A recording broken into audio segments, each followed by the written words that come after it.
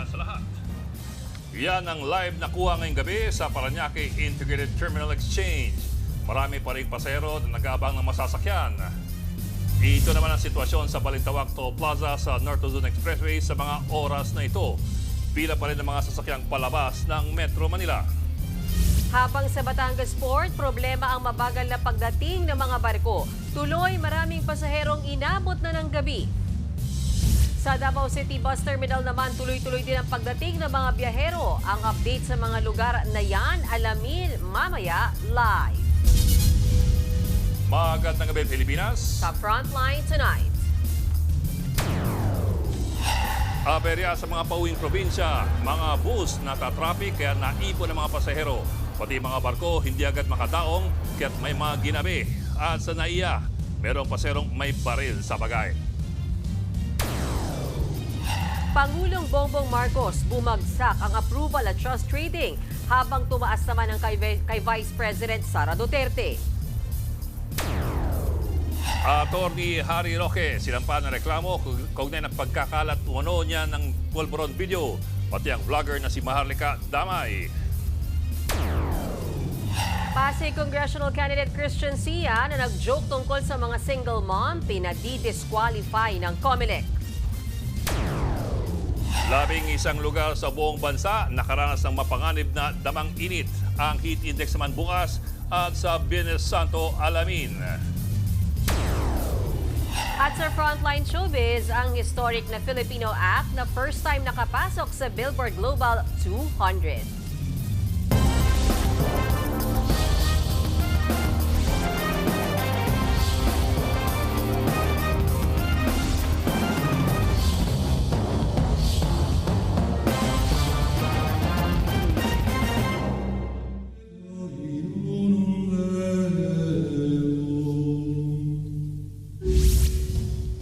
Lalo pang dumami ang mga pauwi sa kanilang probinsya sa Parañaque Integrated Terminal Exchange ngayong gabi ng Miyerkules Santo. Ang problema, ubusan naman ng ticket. At live mula sa PTEX, nasa frontline ng balitang yan si Faith Del Mundo. Faith, ano-anong lugar yung mga fully booked na?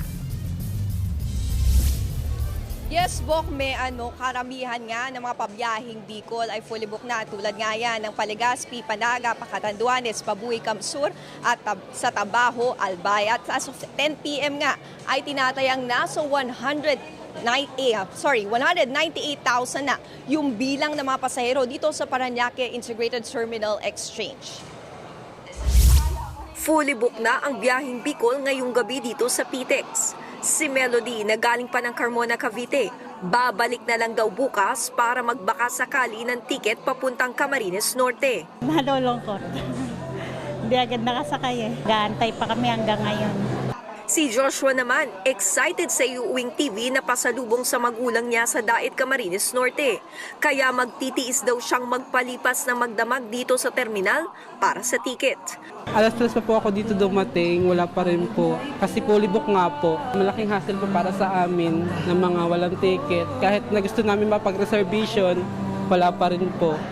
Magkakating trip naman ang pasaherong si Lomar papuntang Naga. Makasakay ng diretso ng turbina, magturbina. Kung hindi turbina, Santo Tomas. Dito ba kayo matutulog hanggang makasakay? Kung pwede. May ilang mga bus lines na fully booked na rin papuntang Bicol hanggang April 18. Chance passenger mas malabo pa rin ngayon kasi syempre ang mga buses natin hindi rin sila pumapayag minsan na standing dito sa PTEX. Para mas marami pang maserbisyuhan, mahigit 2,000 unit ang binigyan pa ng special permit ng LTFRB para makabiyahe ngayong Semana Santa. Kaya mataas naman daw ang tsansang makabili pa ng tiket ang mga chance passenger o mag-walk-in sa terminal galing trabaho. Hindi naman lahat ng tao may budget kaagad-agad. No? In fact, yung iba, lalo na yung mga daily wage earners natin, naghintay pa na 15. Sa taya ng pamunuan ng PTEX, umabot na sa higit 180,000 ang bilang ng mga pasahero nila kaninang alas 8 ng gabi. Inaasahan na abot pa yan sa higit 200,000. May random inspection naman para makasiguro sa kondisyon ng mga bus at mga driver nito. Bokmean, paalala nga natin sa mga pasahero, huwag na pong magdala ng mga ipinagbabawal na gamit. Tulad nga yan ng mga matatalim na bagay tulad ng gunting, ng kutsilyo at yung mga flammable o yung pinagmumulan ng apoy dahil kukumpiskahin nga lamang yan sa security check. Bokmean. Alright, maraming salamat sa iyo, Faith Del Mundo.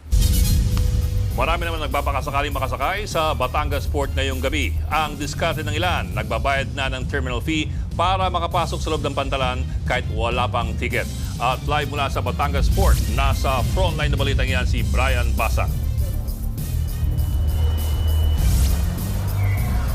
Oo, Bok, sa mga oras na ito, may ilang mga pasaherong nagpapalakpakan na dahil sa wakas ay makakasakay na sila sa barko. Yung iba naman nasa labas ng pre-departure lounge, ayun, kanya-kanyang palipas ng oras habang unti-unting umuusad ang pila at habang unti-unti silang lumalapit sa counter sa pag-asa makakabili sila ng ticket. Kasi nga, hindi yung tiyak para sa lahat. Yung iba, nakaasa sa mga shipping company na magsasabing kasya pa sa loob ng barko. Mula umaga hanggang ngayong gabi, mahaba ang pila sa Batangas Port. Nagsabay-sabay kasi ang mga pasaherong naghahabol para makauwi sa long weekend ngayong Semana Santa. Yun nga lang, dahil sa dagsa ng tao, pahirapan na rin ang pagkuha ng ticket. Kahit 80 anyos na si Nanay Feli, nagtitiis pa rin siyang pumila sa ticketing booth. 50-50 ang tsansa niyang makabiyahe pakatiklan dahil sold out na ang mga naunang ticket. Nagtaka ako noon nakakakuha kaagad ako ng ticket doon sa bus. Ngayon hindi ako nagdiretso ako dito, wala akong makuha. Mag-iintay na lang ko, baka sakali. Yung baka sakali, hindi masasabi. Baka bigay sa atin ni Lord. 50-50 rin kung makakasakay ng barko si Jonacel papuntang Odiongan, Romblon. Fully booked na rin ang mga biyahe ron. Unang beses pa man ding uuwi ni Jonacel sa kanyang ina makalipas ang 13 taon. Kulang sa araw para mas makasama na mas matagal yung pamilya. Kung bukas pa kami makakakuha ng ticket, tapos hapon pa kami makakasakay, so possible Friday pa na madaling araw kami makakababa. Ang diskarte ng ilang naghihintay ng ticket, inuna ng bilhin ang 30 pesos na terminal fee, may ticket man o wala, para makapasok na sa pre-departure lounge at maging komportable ang paghihintay ng mga pasahero. Dito kasi yung may tubig, upuan, CR, charging station at libreng wifi. Ayon sa port manager na si Joselito Sino Cruz, 45 ang mga barkong bumibiyahe sa pantalan araw-araw. Binibilisan na rin daw nila ang kanilang kilos. Pagbaba ng mga pasahero, magsasakay agad nang makalarga na ang barko. Kaya ng umaga, pagdikit pa lang, kung wala ka lang, pag-unload ng pasahero, pinasasakyan na namin. Umalis ka na. Hindi na kita kailangan dito, bumalik ka na lang. Nakadepende pa rin sa Maritime Industry Authority o Marina kung papayag silang magdagdag ng mga barko. Batay sa datos ng Philippine Ports Authority, lolobo ng 3.5% ang bilang ng mga biyahero sa lahat ng pantalan ngayong araw at bukas. Sa mga pantalan naman ng Cebu, mahaba rin ang pila sa mga counter. May ilang mga pasahero ang umaasa na lang maging chance passenger.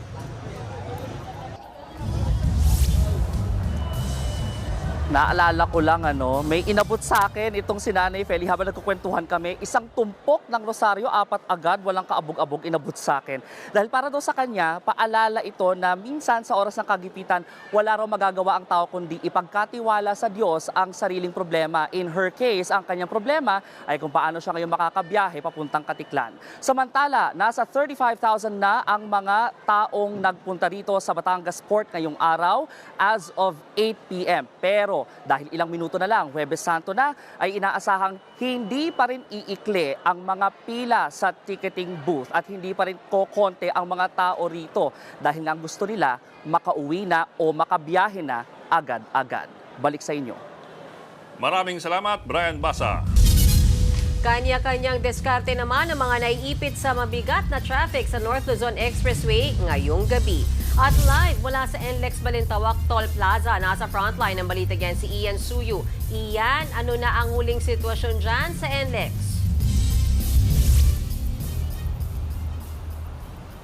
Mayan, kumpara kaninang hapon, mas kakaunti na yung mga sasakyan na pumapasok dito sa North Luzon Expressway. Yan ay sa kabila ng inaasahang pagdami nito o yung Carmageddon na tinatawag ngayong Miyerkules Santo. Bandang alas 12 ng tanghali nagsimulang dumagsa ang mga sasakyan sa Balintawak Toll Plaza. Yan mismo ang sitwasyon na inaasahan ng pamunuan ng NLEX ngayong araw. Ang mga biyaherong naipit sa matinding traffic, tanggap na raw ang sitwasyon. Kaya patibayan na lang daw ng mindset at pasensya sa kalsada. Si Jello na galing Las Piñas at papuntang Pangasinan, bumili na raw ng maraming pagkain para maiwasan ang mga stopover sa biyahe. Ine-enjoy na lang namin, di na namin iniisip yung traffic kasi kung isipin namin yung traffic, maboboard lang kami. So in-anticipate na namin siya ng ahead of time. Sina Arnold kasama ang mga kaanak na bumiyahe sa jeep papuntang Bolinao, Pangasinan. Stay hydrated naman ang diskarte nila sakaling maipit sa tukod ng mga sasakyan. Abutin kami siguro sir mga alas 10. Bago makarating doon? Makakarating kami. Paano ang diskarte ng mga kasama niyo sir? Medyo mainit ang panahon ngayon. May dala naman kami sir mga pagkain at tubig. Hindi bababa sa 385,000 na mga sasakyang panorte ang dadaan ngayong araw. Dire-diretso na raw yan hanggang sa Easter Sunday kung saan naman magbabalikan na pa Maynila ang mga bumiyahe. Para maiwasan ang pagsikip sa trapiko, nagbukas na rin ng zipper lanes, partikular sa Balintawak hanggang Marilao southbound. Binuksan na rin ang bahagi ng San Fernando hanggang Dau hanggang Huwebes Santo. Sa South Luzon Expressway naman, 11 magkakasunod na aksidente na ang naitala habang maraming pauwi ng probinsya para sa Semana Santa. Kabilang dyan ang karambola ng 4 na sasakyan malapit sa Calamba exit. Nabangga ng isang jeep ang 3 sasakyan kaninang alas 3 ng hapon. Nasundan ito ng sagian ng isang bus at truck. Bumigat din ang daloy ng trapiko sa ilang bahagi ng SLEX dahil sa ilang roadworks. Mayan, kung mapapansin nga natin dito sa live feed ng NLEX Corporation, makikita natin na maluwag naman yung daloy ng trapiko sa ibang mga kalsada kagaya na lamang ng sa May Kawayan, Bocaue, maging sa San Fernando. At ang tanging build-up lamang na namumuo ay yung doon sa northbound ng Mindanao Avenue Extension. Kung sakali naman daw na magkaroon ng aberya sa daan, handa naman daw na umagapay at tumulong kagad ang NLEX, lalo na't nagtalaga sila ng 2,000 mga empleyado ngayon sa daan. Bukod pa dyan, nagkabit na rin sila ng karagdagang mga CCTV para mas lalong mamonitor ang sitwasyon sa kalsada. Yan muna ang latest mula dito sa NLEX. Mayan? Alright, maraming salamat sa iyo, Ian Suyu. Paalala ng LTFRB sa mga pampublikong sasakyan, epektibo pa rin ang mga diskwento sa pamasahe ngayong Semana Santa. Kabilang po dyan ang 20% na discount sa mga estudyante, senior citizens at persons with disability or PWD. Kasabay niyan, nilinaw ng LTFRB na valid ang student discount kahit holiday or weekends, araw ng Sabado at Linggo. Maring isumbong sa social media pages ng ahensya ang mga hindi magbibigay ng fair discount.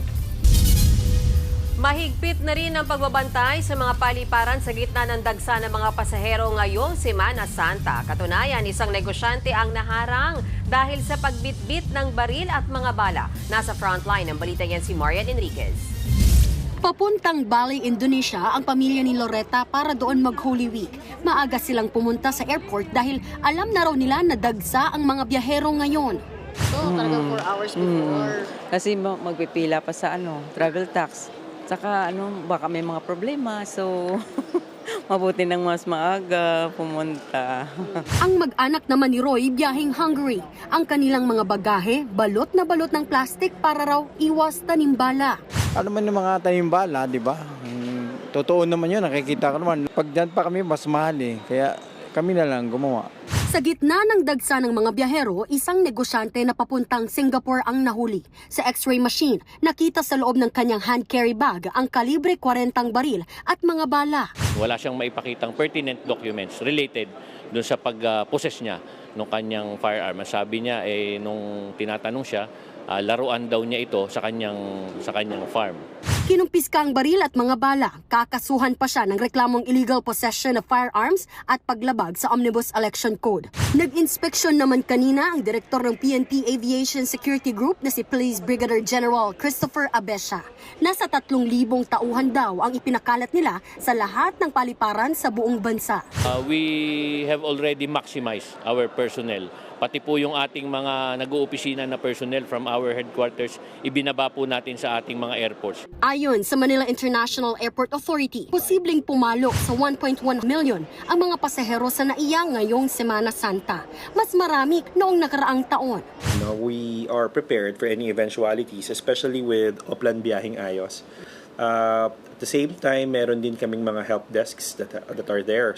Sa kabila ng mas maraming pasahero, ibinida naman ng Department of Transportation na wala halos pila sa immigration ng Terminal 3. Nagbabalita mula sa Frontline, Marian Enriquez, News 5. Nagkalayo na ng agwat ang pinakahuling approval and trust ratings ni Pangulong Bongbong Marcos at Vice President Sara Duterte. Bumulusok pababa ang kay PBBM habang tumaas naman ang kay VP Sara. Nasa frontline ng balitang yan si Maricel Halili. Sa ulat ng Bayan Survey na isinagawa ng Pulse Asia mula March 23 hanggang 29, bumaba ng 17 puntos ang approval rating ni Pangulong Bongbong Marcos sa 25% mula sa 42% noong Pebrero. Tumaas sa 53% ang disapproval o yung hindi masaya sa performance niya. Sumadsad din sa 25% mula 42% ang trust rating o yung mga nagtiwala sa Pangulo. Tumaas din sa 54% ang distrust o nawala ng tiwala sa kanya. Kung bumaba ang ratings ng Pangulo, tumaas naman si Vice President Sara Duterte. Umakyat sa 59% ang approval rating ng Bise noong Marso mula sa 52% noong Pebrero. Ang kanyang trust rating tumaas sa 61% mula 53%. Wala pang komento rito sina Pangulong Marcos at VP Sara. Pero tingin ng political analyst na si Professor Froilan Calilong, nag-backfire sa Administrasyong Marcos ang pagkakaaresto kay dating Pangulong Rodrigo Duterte noong March 11. Nakadagdag pa ang Senate hearing na pinangunahan mismo ng kanyang kapatid na si Senadora Aimee. You see here a house fragmented. Practically, it's the Marcos family going up against each other. And ito may malaking epekto to doon sa perception ng mga taong bayan, particularly doon sa solidarity. Pinapakita rin daw sa survey na malayo ang mga sinasabi ng Malacanang sa nararamdaman ng publiko, partikular sa usapin ng inflation at trabaho. Pagdating kay VP Sara, bakit naman kaya tumaas ang numero niya kahit halos isang buwan siyang nasa The Hague, Netherlands? Tingin ni Calilong, posibleng nanaig sa mga Pinoy ang ipinakitang atensyon ni VP Sara sa kanyang ama. So, syempre family-oriented pa rin tayo, and naipakita nga dito ni VP Sara Duterte that she was and she as the daughter will have to be at the side of her father. Sa pareho ring survey, nabawasan ng 8 puntos ang approval rating ni Senate President Cheese Escudero habang 3 puntos ang nabawas kay House Speaker Martin Romualdez. Wala pa silang komento rito. Nagbabalita mula sa Frontline, Maricel Halili, News 5. Nagsampa ng reklamong NBI laban kina Senatorial Candidate Attorney Raul Lambino at dating National Youth Commission Chairperson Ronald Cardema. Kaugnay ito ng fake news nilang pahayag na tungkol sa umano'y TRO ng Korte Suprema sa pagpapaaresto kay dating Pangulong Rodrigo Duterte. Nasa frontline ng balitang yan si Elaine Fulgencio. March 11, 2025, araw na inaresto si dating Pangulong Rodrigo Duterte at inilipad patungong the Netherlands para humarap sa International Criminal Court. Sa gitna ng matinding tensyon, sinabi noon ng abogadong si Attorney Raul Lambino na may inilabas daw ang Korte Suprema na temporary restraining order kaugnay ng pag-aresto kay Digong. Granted yung TRO ng Supreme Court na hindi kailangan ilabas si PRRD pero pinipilit na nilang isakay sa eroplano. Pero ang ending, fake news dahil hindi totoong may TRO mula sa SC. Kaya ngayong araw, inireklamo siya ng NBI sa Department of Justice. Naharap si Lambino sa reklamong unlawful means of publication and unlawful utterances in relation to Cybercrime Prevention Act. Ganyan din ang reklamong isinampa ng NBI kay dating Duterte National Youth Commission Chairman Ronald Cardema. Sinabi rin kasi niyang may TRO sa pag-aresto kay Duterte kahit wala naman talaga. Alam niyo, kung wala kang basis sa pinagsasasabi mo that constitute fake news. Handa naman daw si Lambino na sagutin ang reklamo oras na makuha niya ang kopya nito. Giit niya, ito ay isang political harassment, pure and simple. Alam nila kasi na kandidato ako ni PRRD, ni Tatay Digong at PDP Laban. Sagot naman ng NBI, Huwag nila sabihin na politika, wala sa aking nagdidikta. wala pang pahayag ni Cardema kaugnay ng reklamo. Nagbabalita mula sa frontline, Elaine Fulgencio, News 5. Sinampahan ng NBI na reklamong inciting to sedition si Atty. Harry Roque. Kugnay po ito ng umunoy pulburon video ni Pangulong Bongbong Marcos. Ito ay matapos ituro ng vlogger na si Pebbles Cunanan na si Roque raw ang mastermind sa naturang video. Noon ang kinumpirma sa forensic analysis na artificial intelligence or AI ang naturang video o gawa-gawa lamang. Bukod kay Roque, dawit din sa reklamo ang vlogger na si Maharlika. Yung ganyan, magkakonnive sila na ilabas nila yung gano'n na walang katotohanan. Ang belta naman ni Roque, bring it on. Mas maganda raw na naghain ng reklamo ang NBI. Question naman ni Maharlika ang naturang reklamo. Anya, dapat ang Pangulo mismo ang magreklamo. Bakit hindi ikaw magreklamo? Bakit ang NBI? Ikaw ang magreklamo. Gusto kitang makabakbakan sa korte.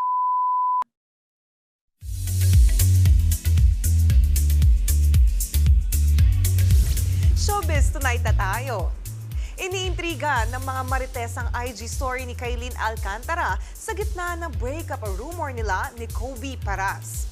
Isang quote ang shinare ni Kailin saying, "I know that my kindness hurts me, but I will continue to choose it."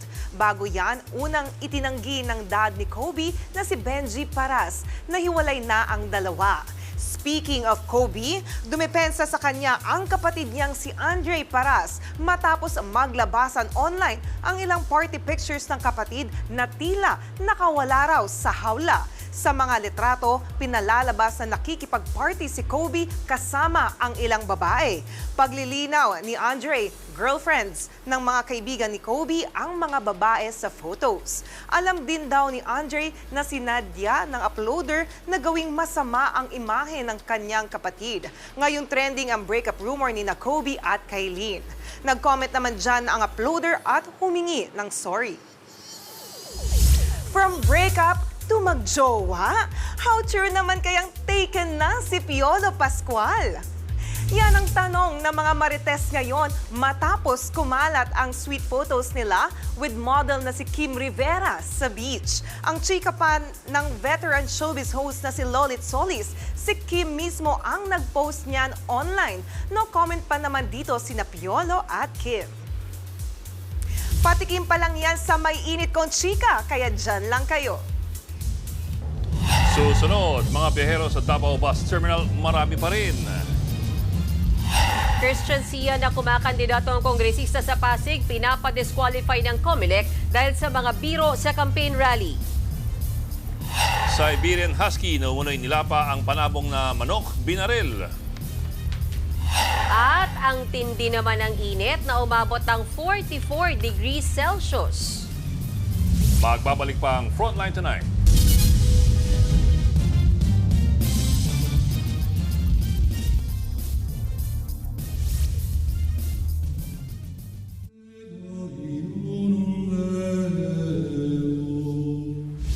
Nadedelay naman ang ilang bus sa Davao City dahil natatraffic sila pabalik sa terminal. Live mula sa Davao City, nasa frontline ng balitang yan ang aming Mindanao correspondent na si Bril Montalvo. Bril, marami pa rin bang tao dyan sa terminal ngayon? Mean, sa mga oras na ito ay patuloy pa rin ang pagkapa ng mga pasahero dito nga sa Davao City Overland Transport Terminal para sa mga uuwi sa kanilang mga probinsya sa pagurita ng Semana Santa ngayong taon. Gitgitan at paunahan na ang pagsakay sa mga bus ng mga pasahero sa Davao City Overland Transport Terminal ngayong gabi ng Miyerkules Santo. Umabot na din sa halos ilang metro ang pila ng mga pasahero. Ang pasaherong si Janelle 3 oras nang naghihintay ng bus pa Cagayan de Oro City. Ngayong gabi lang siya bumiyahe dahil huling araw ng trabaho. Matagal masyado mag-interval po. So, Sobra, grabe. Lalo na't may mga bata pa kaming kasama. Sobra ka perwisyo. Ang pamilyang Kahimtong na galing pang Davao del Sur, alas 4 pa ng hapon nasa terminal kahit na alas 12 pa ng madaling araw ang biyahe sa Mati City, Davao Oriental. Mainam na raw ang maaga. Hassle, Jud. Aba talaga kasi maraming pasahero, nahihirapan kaming sumakay, tsaka marami kaming dalang bata. Paliwanag ng LTFRB Region 11, nata-traffic ang mga bus kaya nade-delay ang pagbalik sa terminal. Somebody reported to me that a travel from Tagum going to Davao now will take you 4 hours. So ganun kagrabe yung traffic. That's the very reason why that sometimes our bays are empty kasi hindi pa dumadating yung mga buses. Mayan, kung makikita mo dito sa aking likuran ay patuloy pa rin ang haba ng pila ng mga pasahero dito nga sa terminal para makasakay ng bus. 24/7 naman ang operasyon dito ngayong Semana Santa. May biyahe din maging bukas hanggang Biyernes Santo. Yan muna ang latest mula dito sa Davao City Overland Transport Terminal. Balik sa iyo, Mayan. Alright, maraming salamat sa iyo, Bril Montalvo.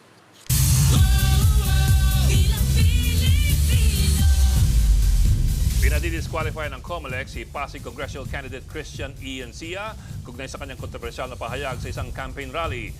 Kabilang na rito ang kanyang biro sa mga solo parents at komento sa pangangatawan ng kanyang staff. Kanina, inihain sa Office of the Clerk of the Commission ang petisyon para madiskwalipika si Sia sa eleksyon. Ayon sa COMELEC Task Force SAFE, posibleng paglabag raw ito sa Anti-Discrimination and Fair Campaign Guidelines at pati na rin sa Omnibus Election Code. Iniling din nila na masuspindi ang proklamasyon ni Sia sakaling manalo sa eleksyon kung pending pa rin ang petisyon laban sa kanya sa COMELEC. In a way, we wanted to emphasize the importance of safe spaces sa election, syempre, because we are electing candidates to a public office, no? They should be held to a higher standard.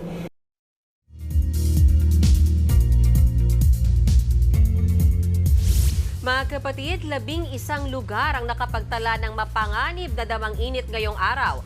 At 44 degrees Celsius na heat index pinakamataas sa Pili, Camarines Sur. 43 degrees Celsius naman sa Camiling, Tarlac, Sangli Point, Cavite at Butuan City. 42 degrees Celsius naman sa Dagupan City, sa San Ildefonso, Bulacan, Ambulong, Batangas, Infanta, Quezon, Iloilo City at Dumangas, Iloilo. Gayon din sa Los Baños, Laguna na kahapon lang ay pumalo sa 50 degrees Celsius ang heat index. Bukas, 10 lugar, karamihan ay sa Luzon ang makakaranas pa rin ng danger level na heat index ayon sa Pag-asa. Aabot pa yan sa 19 na lugar, kabilang ang Naiya, Pasay City, pagsapit po yan ng Good Friday. Nakikitang pinakamataas ulit sa Pili, Camarines Sur kung saan posibleng umabot sa 44 degrees Celsius ang heat index. Iba yung pag-iingat mga kapatid dahil posible ang magdulot ng heat stroke.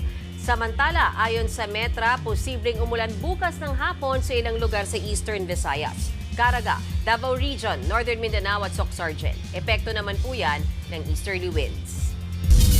Rumuronda na ang mga otoridad sa Baseco Beach sa Manila para pigilan ang mga maliligo roon ngayong tag-init. Kaya iba na lang ang diskarte ng mga residente pangontra sa napaka-init na panahon. Nasa frontline ng balitang yan si Laila Pangilinan. Ganito ang karaniwang makikita sa Baseco Beach sa Maynila tuwing tag-init. Ang mga nakatira malapit sa Manila Bay. Dito nagfa-family outing. Pero kanina, iba na ang eksena. Imbis na mga batang naliligo sa dagat, mga rumorondang gwardya ang dinatnan namin sa Baseco. Ipinagbabawal na ang pagsiswimming dito dahil sa maruming tubig. Kaya ang mga chikiting, sa batya na lang muna nagtatampisaw para mapawi ang sobrang init. Ayan lang yung kayang budget eh. Walang pambili ng swimming pool. Tsaka bawal na po kasi sa dagat. Ang magkakaklase namang ito sa Dolomite Beach sa Rojas Boulevard tumambay sabay groupie. Nag-enjoy po. Simula umaga po nandito na po kami. So yung unang umaga po, maganda naman po yung weather. Nakapag-picture po kami ng maayos. Sa mga nagbabalak mamasyal sa Dolomite Beach, humabol na kayo. Isasara ito sa Huwebes Santo at magbubukas muli sa Biyernes Santo. Sa mga magtatampisaw sa beach o kaya naman magbibilad sa araw ngayong Semana Santa, mag-e-enjoy man o mamamanata. Siguraduhin na hindi lang cellphone ang baon bilang accessory dahil ayon sa Pag-asa, magiging mainit ang panahon at aabot sa danger level ang heat index ngayong Holy Week. Sakto, yelo! Sarap! Naka-code white na ang Department of Health ngayong Semana Santa. At paalala ng DOH, hinay-hinay lang sa pagbababad sa araw ngayon tag-init. If it's a heat-related illness, it starts with either thirst, very severe thirst, tapos you can have a lot of cold sweats, and then eventually pagka hindi mo na-correct yun, magko-collapse ka. So it's important early on na mag-cool down ka. So the first thing you have, if you're thirsty, you drink plenty of water. If you feel weak, fatigue, ang tinatawag na next step after thirst is yung heat fatigue or heat weaknesses, mag-shade ka na or mag-aircon ka na. Nagbabalita mula sa Frontline. Laila Pangilinan, News 5.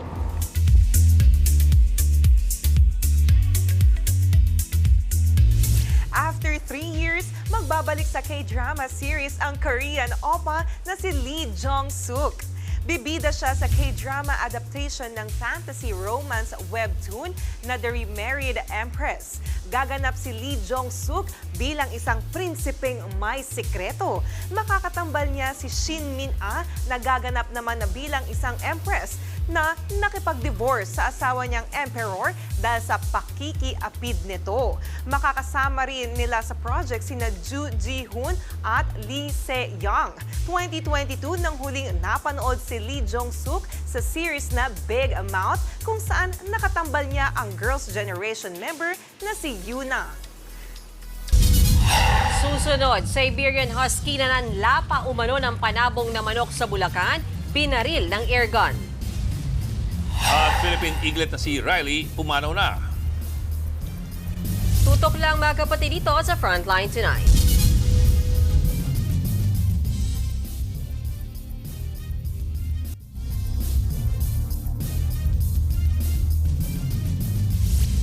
Kaawa-awang sinapit ng isang alagang Siberian Husky sa Bulacan matapos barilin gamit ang isang airgun. Nakawala raw ito at nanlapa ng isang panabong na manok kaya binaril. Nasa frontline ng balitang yan si Gary De Leon.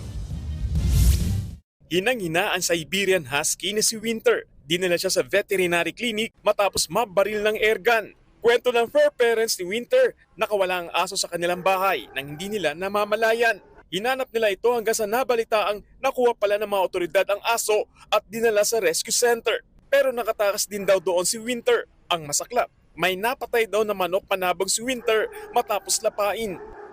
Nakita daw po ng may-ari na nilalapa yung manok niya.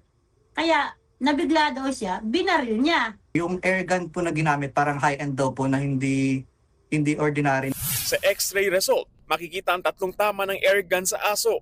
Mayroon sa leeg, paa at pigi. Plano raw operahan si Winter bukas kapag stable na ang kanyang lagay. Pero problemado ang fur parents ni Winter. Bukod kasi sa gastos sa operasyon na posibleng umabot ng 30,000 piso, humingi rin daw ng 10,000 pisong danyos ang may-ari ng manok na panabong.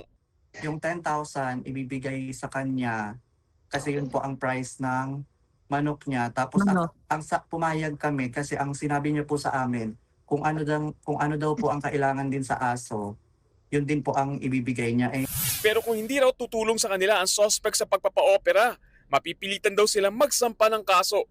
Nung nalaman namin na yung damages pala at yung nagawa niya pala is sobrang halos triple dun sa hinihingi niya, parang doon na kami nagdalawang isip na hindi pala tama yung ganun. Base sa Animal Welfare Act, maaaring makulong ng hanggang 1 taon at 6 na buwan ang taong nakagawa ng kalupitan sa hayop na nagresulta ng malubhang injury. May multa rin itong hanggang 50,000 pesos. Nagbabalita mula sa Frontline, Gary De Leon, News 5. Pumanaw na ang 3 buwang gulang na Philippine Eaglet na si Riley. Ayon sa Philippine Eagle Foundation, nagsasagawa na ng necropsy para malaman ang dahilan ng pagkamatay ng agila. Noong January 16, isinilang si Riley sa National Bird Breeding Sanctuary sa Davao City. Anak ito ng 2 pang Philippine Eagle na sina Sinag at Dakila. Si Riley ang kauna-unahang unassisted natural hatching na nasa pangalaga ng foundation. Dahil dito, naging simbolo siya ng pag-asa para sa conservation ng mga Philippine Eagle na itinuturing na critically endangered. Patay ang 2 minero matapos sumabog ang kanilang minahan sa Imelda, Zamboanga, Sibugay. Base sa investigasyon, may nagsindi ng sigarilyo sa ilalim ng tunnel. Dito raw nagliyab ang gas sa minahan. May isa nakaligtas at meron pang 2 hinahanap. Napag-alaman naman ng mga otoridad na walang permit ang naturang minahan. Nasabat ang higit 4.9 million pesos na halaga ng ketamine sa mga abandonadong parcel sa Port of Manila. Ayon sa PDEA, galing Hamburg, Germany ang mga parcel. Mani, biskwit at iba pang pagkain ang idineklarang laman nito. Pero nang idaan sa K9 at physical inspection, tumambad ang halos 1 kilo ng ketamine. Isa po itong uri ng pampatulog o club drug. Iimbestigahan ang nagpadala at receiver ng parcel na mahaharap sa paglabag sa Comprehensive Dangerous Drugs Act.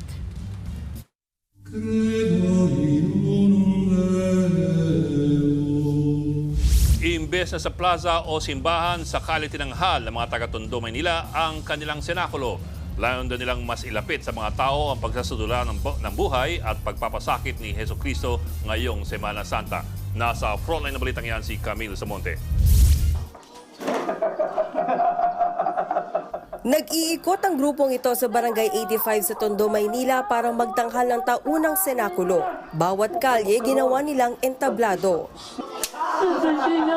Isinadula ang buhay at pagpapasakit ni Jesucristo. Ang mga residente napapatigil para manood. Ayon sa barangay na siyang nag-organisa ng grupo sa halip na sa plaza o simbahan, mas pinili nilang sa kalye idaan ang sinakulo para mas ilapit ito sa tao. 6 na taon na raw nila itong tradisyon tuwing Semana Santa. Isa pang tradisyon tuwing Holy Week ang pabasa ng pasyon na kadalas ay pinangungunahan ng mga matatanda. Pero sa Malabon, mga kabataan ang nagpapabasa. Gaya na lang ng Gen Z at youth leader na si Michael Christian de los Reyes.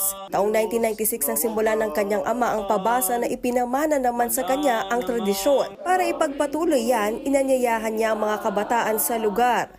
Pinapaliwanag ko sa kanila na hindi lang basta pagbasa kundi ipasok na sa kanilang isipan na sila ay mismong nandoon sa kwento. At sa kwento naroon ng mga aral kung saan marereflect natin. Makikita natin na ganito pala nangyari sa ating Panginoong Jesucristo. Ganito pala yung naging kwento. Ganito pala yung naging daan ng kaligtasan. Kadalasan daw na nagsasagawa ng pabasa sa mga bahay at ilang naman ay sa mismong simbahan bilang hudyat ng pagninilay sa panahon ng Kwaresma. Paalala naman ng simbahang Katolika ngayong Semana Santa, makiisa tayo sa gawain ng simbahan, makiisa tayo kay Kristo sa kanyang paghihirap at isabuhay natin yung diwa ng panahon ng mahal na araw. Nagbabalita mula sa Frontline, Camille Samonte, News 5. Abangan, hit song ng Cup of Joe na Multo, pasok sa Billboard Global 200. Tuloy-tuloy ang balitaan dito sa Frontline Tonight.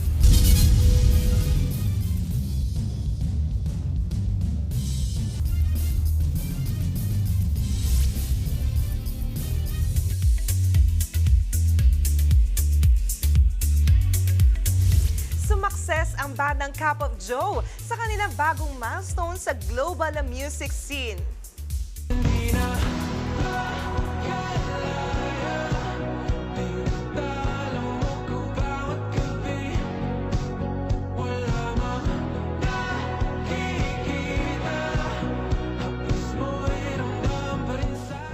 Sila ang unang Filipino act na nakabreak sa Billboard Global 200 chart.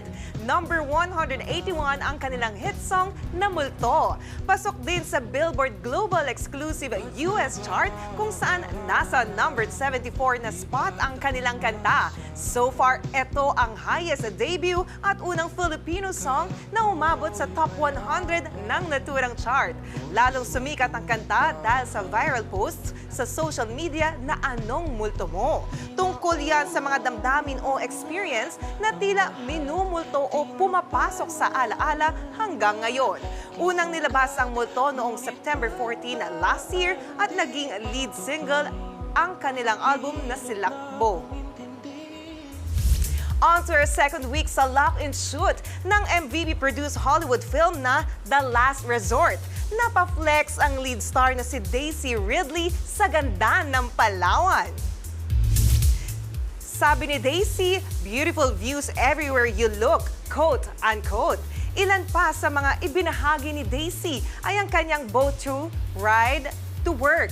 Isinare din ng Hollywood actress ang ilan pang random photos na nagpapakita kung gaano niya nagustuhan ang Pilipinas na tinawag niyang isang paraiso. Kasalukuyang nagsushoot si na Daisy sa bansa para sa rom-com film na The Last Resort. At yan ang latest and hottest sa Frontline Showbiz tonight. Ako po si Janie Alipon. Have a blessed Holy Week mga kapatid.